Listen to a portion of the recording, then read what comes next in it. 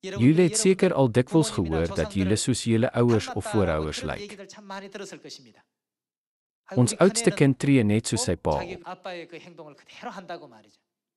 As jy kyk hoe hy praat, die kos waarvan hy hou en hoe hy met ander verband hou, kan jy duidelik sien hy vat sy pa aan. Mense sê dit dikwels. 'n Saad is bedoel om te groei om soos sy bron te lyk.